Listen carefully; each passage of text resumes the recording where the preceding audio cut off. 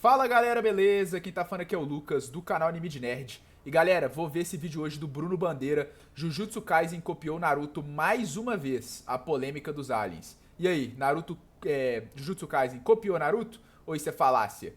Bora dar uma olhada aqui. Eu realmente vendo por cima eu achei bem parecido por causa desse terceiro olho aqui. E também por causa de ser uma continuação com aliens de uma obra que não era sobre aliens, bem parecido com Naruto e Jujutsu, né? Bem parecido nesse aspecto. Então vamos dar uma olhada se é cópia ou não é. Vamos ver. Acho que esse vídeo também se pá é bait, né? E eu tô vendo em live, então link aí, tem meu link da Twitch e Anime de Nerd aqui na Twitch também. Então venha ver aqui em live também, minhas próximas lives, que eu também vou aí ver animes por aqui, além de ver vídeos. Então bora dar uma olhada. Que parece que todo mangá hoje em dia precisa terminar com aliens. Jujutsu Kaisen já tinha fama de ter copiado os principais personagens de Naruto e agora a sequência do mangá decidiu copiar também a temática de aliens de cabelo... Mano, um homem tem que perdoar as mentiras de Bruno Bandeira. Esse meme é bom pra caralho, velho, vai se fuder. Só quem é da fã de One Piece vai entender esse meme, mano. Ai, ai. Que isso, cara? O cara tá metendo... Eu achei que era bait, mano. O cara tá afirmando, tá afirmando. Olho na testa e poderes oculares invadindo a Terra. Será que eles são refugiados? Será que eles são colonizadores? Ou será que eles só querem plantar uma árvore e mamar o chakra do planeta? Eu já fiz 2 vídeos aqui do canal falando sobre os 2 primeiros capítulos do mangá, mas nesse vídeo a gente vai aprofundar ainda mais a discussão e tentar entender por que Jujutsu sofreu da maldição dos alienígenas de Boruto. E eu acho que o papo de hoje vai ser bem mais sério e muito mais cabeça do que vocês pensam. Então fica até o final porque o papo de hoje vai ser bem interessante. É sobre isso que a gente vai conversar no vídeo de hoje, não antes você sabe de dar o botão do like e o botão de se inscrever no canal pra não perder os essas falas de duplo sentido dele não dá, velho. próximos vídeos de Jujutsu Kaisen Módulo. Lembrando também que estamos a um passo para alcançar a marca dos 900 mil inscritos, então eu quero ver todo mundo ajudando a gente a bater essa marca ainda esse mês de setembro. Vamos lá! Vimos então que essa sequência de Jujutsu se passa cerca de 60 anos após a derrota do Sukuna no ano de 2086. Yuto Kotsu e Maki Zenin faleceram e agora acompanhamos a história... Pera, quantos anos? Espera que eu não vi. No ano de 2086. Essa sequência de Jujutsu se passa cerca de 60 anos após a derrota do Sukuna no ano de 2086. Yuto Kotsu e Maki Zenin faleceram e agora acompanhamos a história de seus... E só pra deixar claro, eu não tô por dentro de Mojuro não, tá? Não tô zero por dentro aí. Eu só achei similar mesmo. Netos Yuka e Tsurugi como os feiticeiros dessa nova geração. Já quanto à ameaça que eles precisam lidar, uma invasão extraterrestre. No capítulo 1, vemos uma nave alienígena colossal transportando cerca de 50 mil habitantes de uma raça de um lugar chamado Shimuria. Dentro dessa nave, podemos ver seres de cabelo branco com um terceiro olho na testa e depois descobrimos que não são apenas de enfeite, mas possuem... Tipo, e o que eu tinha visto era isso, é porque, tipo, até tem um quadro no mangá de Boruto que tem o Jigen literalmente nessa posição aqui, igualzinho, tá ligado? Aí, ó, é porque o olho desse alien específico é parecido com o formato do da Kaguya, ó. E se você for ver, ele tem chifres, igual os Otsutsuki, é por isso que os caras estão falando. De fato alguma utilidade em batalha, ou seja, os aliens possuem poderes oculares e um deles afirma logo na primeira página que existe uma raça de pessoas no Japão que possui um poder semelhante ao deles, e que nesse planeta essas pessoas são chamadas de feiticeiros Jujutsu. Então a primeira pergunta que a gente se faz é: de onde caralhos surgiu essa raça alienígena? O mangá original de Jujutsu nunca deu qualquer mínima sugestão da existência de vida fora da Terra. Na verdade, o mangá de Jujutsu sempre tentou reduzir o universo da obra o máximo possível. Como assim? O autor de Jujutsu inventou uma regra que diz que a feitiçaria é um fenômeno que acontece quase que exclusivamente no Japão, com japoneses. Ou seja, feiticeiros e maldições surgem apenas dentro do Japão. Existem algumas raras exceções, como Miguel, que é um feiticeiro vindo da África e tinha uma ferramenta amaldiçoada absurda que era produzida na África. Mas tudo bem, era apenas uma exceção. A regra é que A luta do Gojo com ele é muito foda, mano. Papo reto. Tipo assim, a luta corpo a corpo ali, as porradas do Gojo nele é muito da hora. Esse fenômeno de maldições e feiticeiros só acontecesse no Japão. E essa regra foi criada para que o autor conseguisse reduzir o universo da própria obra, reduzir a complexidade desse universo e ter que trabalhar esse fenômeno da feitiçaria apenas dentro do Japão. É diferente, por exemplo, do universo de Boku no Hero Academia, que expande o universo e introduz heróis de outros países para ajudar na luta contra o Shigaraki, mesmo que num recorte muito pequeno, como foi o caso da Star, a heroína número 1 dos Estados Unidos. E convenhamos que mesmo reduzindo o tamanho do universo, o autor de Jujutsu ainda teve dificuldade de explorar o potencial do próprio universo. Mas tudo bem, essa sequência... Mano, essas figuras dele é muito louca, hein? Carai. Achei muito pica, mano. Jujutsu Kaisen. Olha essa aqui do Akainu, velho. Que top, mano. Cê é louco. Parece até que tá brilhando, velho. Louco demais.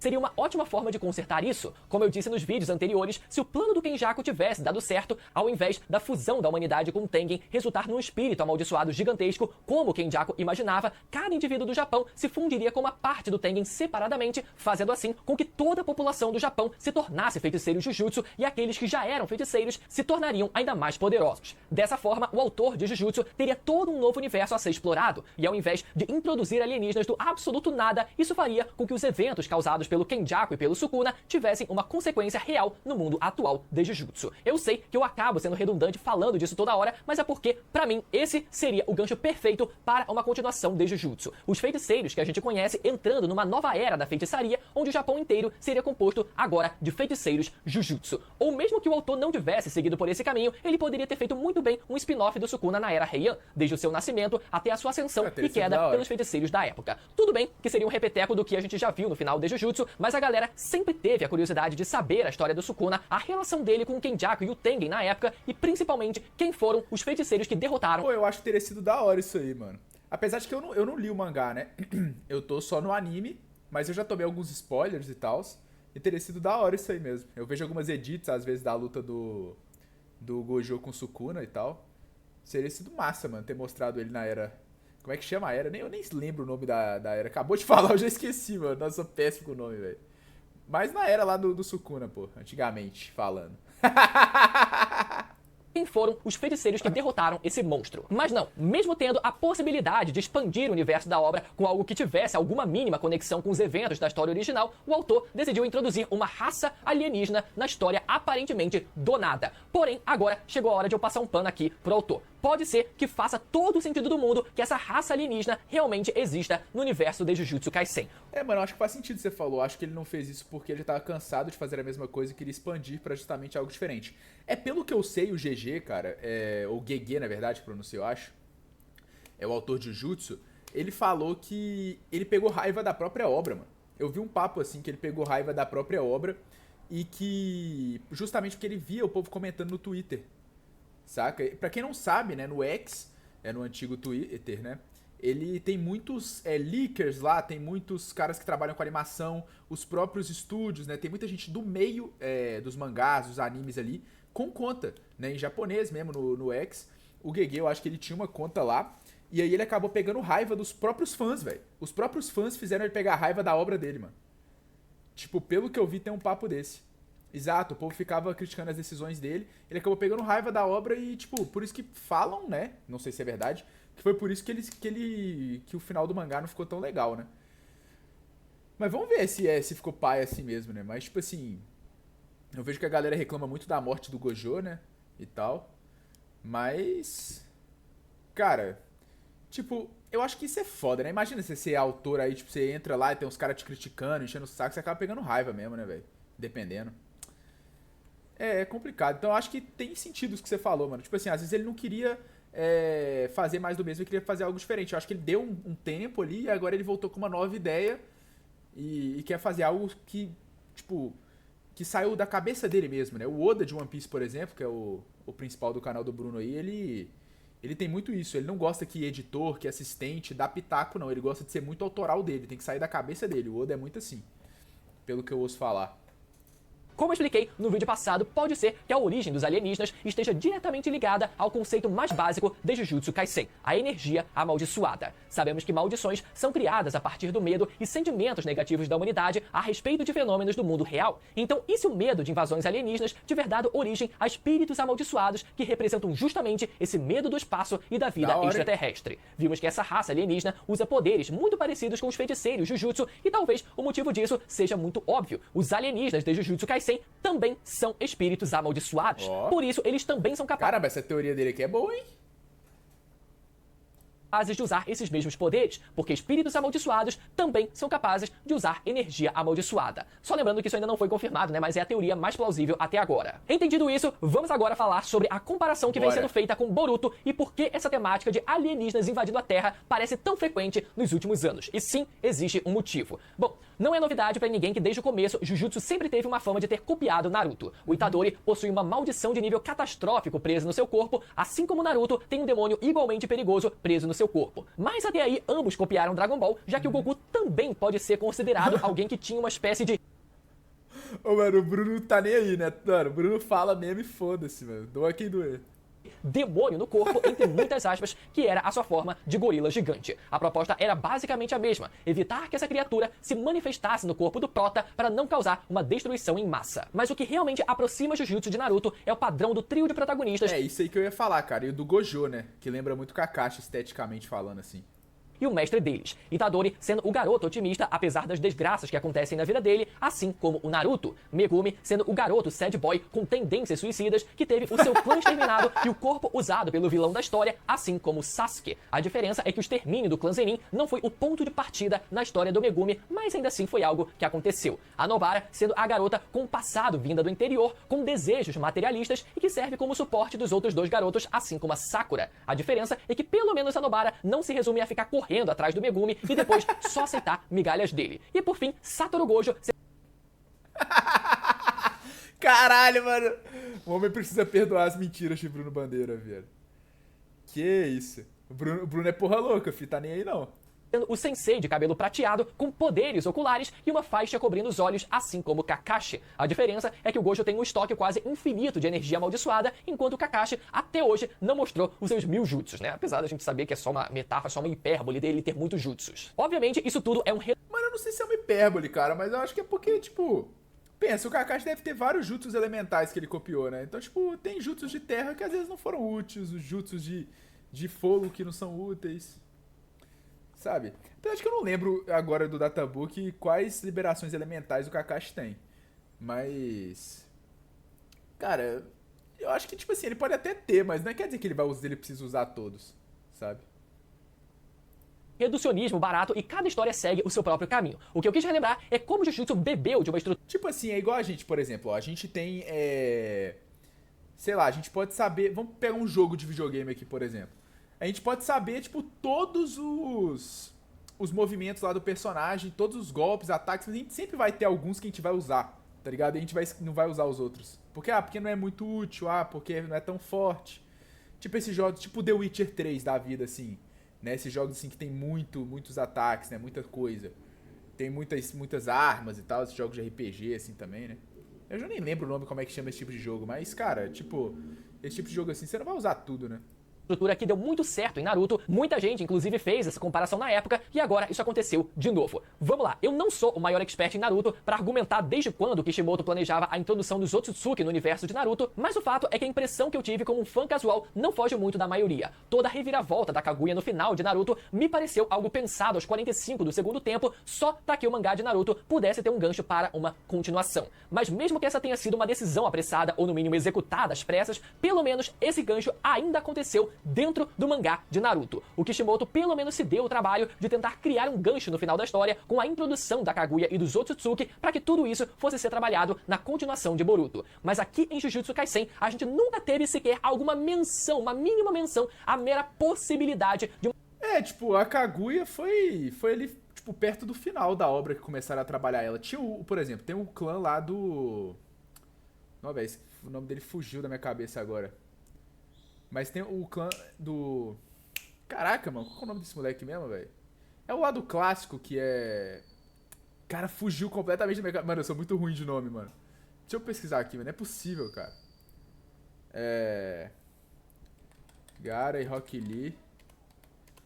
Que luta com Gaara e Rock Lee? Kimimaro, pô. Kimimaro, lembrei. Pô, eu sempre esqueço os nomes, velho. Bizarro. O Kimimaro, ele é do clã Kaguya, né? E ele também tem ali golpes com ossos, igual a Kaguya. Né? Jutsus, né? Com ossos. Então, assim, a Kekkei Genkai dele é basicamente essa. Então, assim, não dá pra saber se o Kishimoto já pensava nisso, que ia ser a Kaguya, que ia ser a progenitora do Chakra.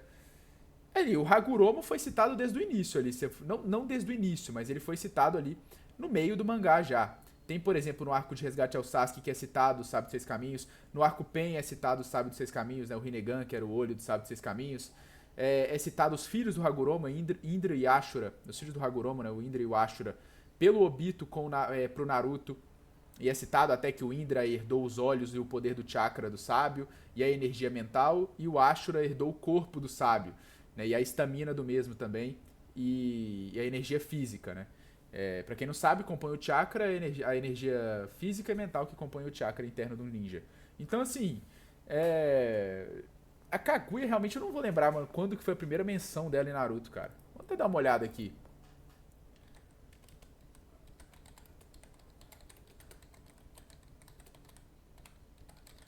Da Kaguya em Naruto. Eu lembro do Hagoromo falando com o Naruto, mas aí já era 600, era o capítulo 670 já. Aí, ó, foi no mangá, no capítulo 646, de acordo com a IA aqui do Google. Foi revelado como a mãe de Freezer. No anime. Tá. No anime acontece no episódio 459. No mangá. Então, assim, ó. Pra quem não sabe, Naruto tem 700 capítulos, né? Então, no 646 eles revelaram a Kaguya. Então, realmente foi pro final, né? Já foi ali quando. Foi bem no finalzinho mesmo. E uma raça alienígena com tecnologia super avançada que tivesse poderes parecidos com os tipo, esse clã seria mais relevante se ele tivesse pensado desde o início, tipo, o clã Uchiha. Porque o problema é que, tipo assim, mano, o clã Uchiha, eles foram os descendentes, né, de Indra. Enquanto o clã Senju, e depois, posteriormente, o clã Uzumaki, que foi uma ramificação do clã Senju, são descendentes aí de Ashura. Então, assim, meio que, na verdade, o Hagoromo deu origem a Indra e Ashura, que são os filhos dele, e os filhos deles deram origem a clãs. Né? Os descendentes deles se tornaram esses clãs. Então, assim, o clã Kaguya... só se a Kaguya tivesse tido um filho fora do rolo ali, né? Filho dela é o amado de Boruto. Pra quem me segue no TikTok, cara, vai saber, mano. Eu faço altas teorias desse amado aí. Mas, cara, é complicado, velho. Tipo, dava pro Kishimoto ter metido isso, mas teria que ser do Hamura, né? Se fosse do Hamura, porque o Hamura ele deu origem ao clã Hyuga, né? Que é o outro filho de Kaguya. Seria meio complicado, né? Porque, tipo assim, a Kaguya teve os filhos dela, o Hamura e o Hagoromo. E eles deram origens a outros clãs, né? O Hagoromo através do Indra e do Ashura, e o Hamura através de seus descendentes, né? Feiticeiros de Jujutsu Kaisen. Como eu disse, o máximo que a gente teve foram feiticeiros de fora do Japão. A gente sabe que a feitiçaria é um fenômeno quase exclusivo do Japão, mas ainda assim, de vez em quando surgiam exceções de feiticeiros que não haviam nascido no Japão. Então isso meio que abriu precedente para que esse poder pudesse se manifestar em outros indivíduos mundo afora. Cara, sabe o que eu acho que seria interessante? Coisa que eu também acho que seria interessante em Boruto, que eles não fizeram? Seria uma guerra política, pô. Tipo, guerra mesmo, tipo, imagina aí, começa a ter... Eles explorassem que agora em Jujutsu ia ter, tipo, vários feiticeiros em vários lugares, ia começar a surgir e ia ter guerra entre os países. Ia ser foda também. Verso afora também. Mas como nunca sequer chegou a ser mencionado em Jujutsu qualquer possibilidade de existirem alienígenas feiticeiros, não existe uma sensação de fluidez na expansão desse universo. Parece que tudo só foi feito de forma totalmente arbitrária e jogada na nossa cara. Pá, agora existe uma raça de alien e pronto, a gente que lide com isso. Tudo bem, a origem dessa raça alienígena pode ser perfeitamente explicada da forma que eu falei. Uma raça que surgiu da energia amaldiçoada, assim como surgem os espíritos amaldiçoados. Mas mais uma vez, como nunca houve uma menção ou sugestão sequer disso na história original, tudo ainda parece muito forçado. E eu realmente acho que pelo menos 50% da motivação para esse plot foi por causa de Boruto. Por mais que Boruto seja uma continuação que tenha muita dificuldade de sustentar o próprio hype sem depender do legado de Naruto, pelo menos a meu ver, e por mais que Boruto carregue essa... Mano, eu acho que a princípio sim, mas hoje em dia, pra quem acompanha Boruto, velho, Boruto faz muito sucesso, vou até mostrar aqui, mano. É porque muita gente não tem essa noção aqui no Brasil, né, velho, que o Brasil, Boruto é muito hateado. Mas Boruto, se você for ver no Manga Plus, Baishueisha, basicamente é a editora oficial lá do Japão dos mangás, né? Se você pegar aqui Boruto, cara, ó, vamos pegar o ranking aqui dos mangás mais lidos, ó. Boruto atualmente... Olha, quem que tá em primeiro? Boruto atualmente tá em quarto nesse aqui, que é no Hottest, no Trending. Não, esse aqui não, é esse aqui mesmo, ó. No Hottest, por exemplo, Boruto tá em quarto. Você vê, supera Dandandan, que tem um hype do caramba. Esse Sakamoto Days também é hypado. Spy Family. Kagurabachi, que não chegou em anime ainda, mas é bem hypado como mangá. Pra quem é mais por dentro aí do meio, entende. Cara, o primeiro deve ser Mojuro, não é mesmo? Jujutsu, não é? Provavelmente deve ser Mojuro, cara. Por algum motivo não tá mostrando aqui. Mas ok, né? Deixa eu ver se aqui mostra. Mas whatever, né? Tipo, o Boruto tá em quarto. Então, Boruto às vezes chega até ser primeiro lugar. Até supera até One Piece, às vezes, daqui no Manga Plus, por exemplo. que é o site oficial que a Shueisha disponibiliza os mangás, né? Os mangás semanais para pessoas fora do Japão, mundialmente falando. Tanto que você vai ver aqui, ó, por exemplo, questão de tradução, ó, você vai ter em francês, vai ter... Isso aqui eu nem sei que língua é essa. Barraza. Vai ter em espanhol, inglês, português. Tem várias línguas, né? E Boruto é bem popular, cara. Até, se for parar pra ver, tipo assim... Essa mancha, essa sombra de ser uma continuação que surgiu acompanhada de um final atropelado de Naruto, Boruto ainda é um mangá de extremo sucesso em número de vendas e ainda Sim, exatamente, ele falou aqui. é o mangá mais lido da Manga Plus inteira. Então, Aí, o que ó, a Shonen é isso mesmo. Jump deve ter pensado se o plot de raça alienígena surgindo na Terra deu certo em Boruto, pode ser que dê certo em Jujutsu também. Então mete aí um povo de cabelo branco e um terceiro olho na testa que vai dar bom, pode ter certeza. Agora, existe uma diferença fundamental. E o chifre também, né? Eu acho que assim, chama Manga Plus, mano. É um site pra você ler, só que só tem os 3 primeiros mangás e os 3 últimos dos animes. Dos animes não, né? Dos mangás, no caso, né? Cara, eu vi bastante similaridade mesmo por causa disso. Por causa que tem chifre, né? Eles são pálidos, tem um terceiro olho e são aliens que vieram em uma obra posterior, né? A uma obra de sucesso já. Então por isso que eu achei que... Por isso que eu lembrei de Boruto na hora. Mas eu acho que o povo exagera, cara. Esse trem de copy é foda, mano. Porque, tipo assim... Pô, mano, pra mim, tipo...